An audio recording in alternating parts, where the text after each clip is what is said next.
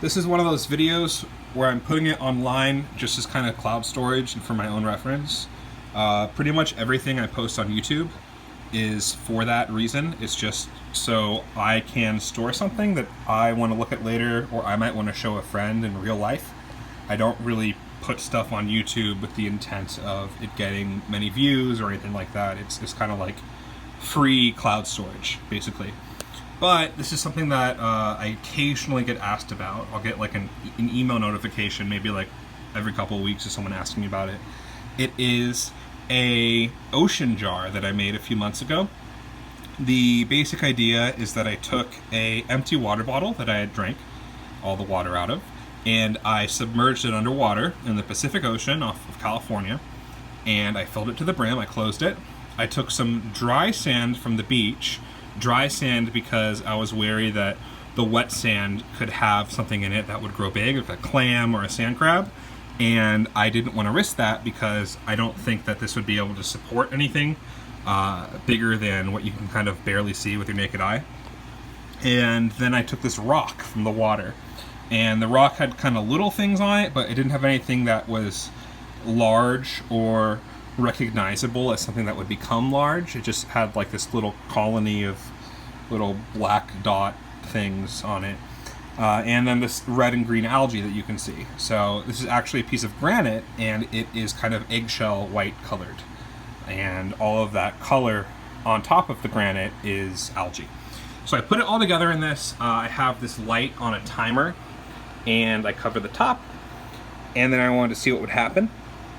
So there has been growth of this kind of pillar-shaped either bacteria or algae. It's hard to tell on the video, but it looks almost kind of green to the naked eye. So I think it might have chlorophyll in it. And then from that, I think it might be algae, but I'm not quite sure. But that's kind of growing. The algae on the rock hasn't died as far as I can tell, but it's not really spreading. It's just kind of doing its thing.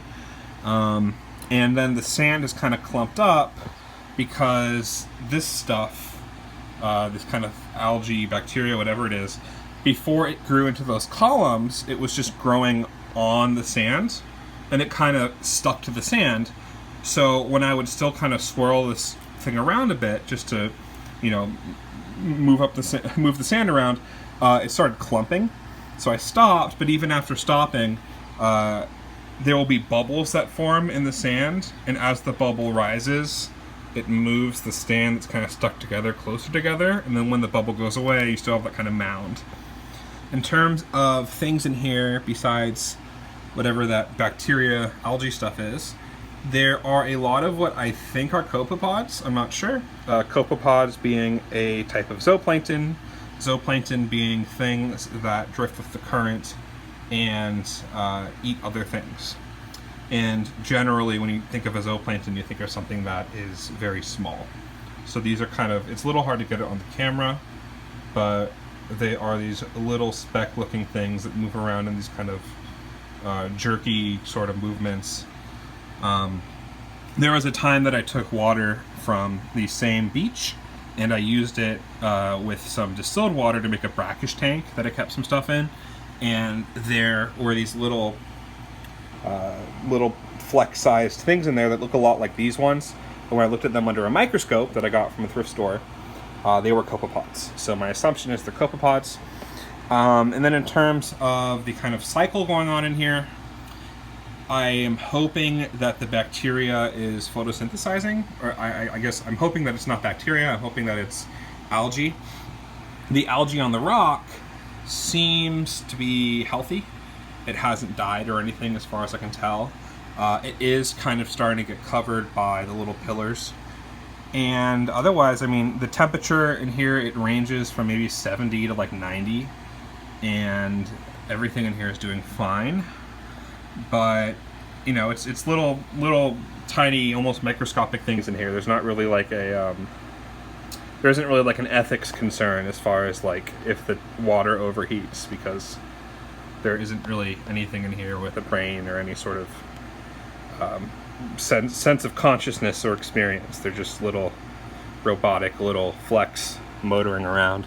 Another thing that I saw in that brackish tank I mentioned that makes me suspect that these are the copepods is, above the water line you can see all these little dots, and those little critters have left the water. I don't know why they go up there, if they die up there, or what the deal is, but yeah, so I'm pretty sure this is the same sort of things that I saw in my little brackish tank I made a while back.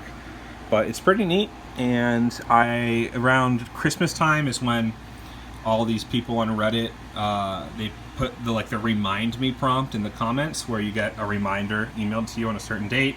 And when I first posted this, I said I would update them at the end of the year, and so at the end of the year I'm going to get all of these things in my inbox from people wondering what happened. I'll post another video then, and I'll also try to get some microscope shots of the little critters in here. But this is just a fun little curiosity.